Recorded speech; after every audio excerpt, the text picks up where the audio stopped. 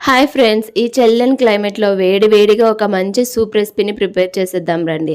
ముందుగా స్టవ్‌పై పాన్ పెట్టుకొని పాన్‌లో కొంచెం ఆయిల్ వేసుకుంటే సరిపోతుంది. ఒక బిర్యానీ ఆకు, కొంచెం మిరియాలు, ఒక ఇంచు జింజర్‌ని వేసుకొని కొంచెం ఫ్రై అవనిచ్చి చిన్నగా కట్ చేసి పెట్టుకున్న క్యారెట్, టమాటో వేసుకొని కొంచెం మగ్గిన తర్వాత 2 గ్లాసెస్ వాటర్‌ని వేసుకోవాలి. 2 గ్లాసెస్ వాటర్‌ని వేసుకొని ఒక 15 మినిట్స్ మనం బాయిల్ చేసుకుంటే సరిపోతుంది. నాకైతే ఇవి కరెక్ట్‌గా బాయిల్ అవ్వడానికి 15 మినిట్స్ పట్టింది.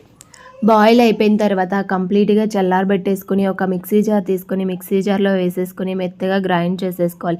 గ్రైండ్ చేసుకున్న తర్వాత స్టవ్ పై పాన్ పెట్టుకొని పాన్‌లో ఆయిల్ ఏమీ వేయనవసరం లేదు. మనం ముందుగా గ్రైండ్ చేసుకున్న సూప్‌ని వేసేసి టేస్ట్‌కి సరిపడా సాల్ట్‌ని వేసేసి పైన బాయిల్ అయ్యేటప్పుడు ఈ విధంగా నురగలాగా వస్తుంది. ఆ నురగను తీసేసి 5 మినిట్స్ మీడియం ఫ్లేమ్‌లో పెట్టుకొని కుక్ చేసుకున్నామంటే వేడి వేడి సూప్ అయితే రెడీ అయిపోతుంది.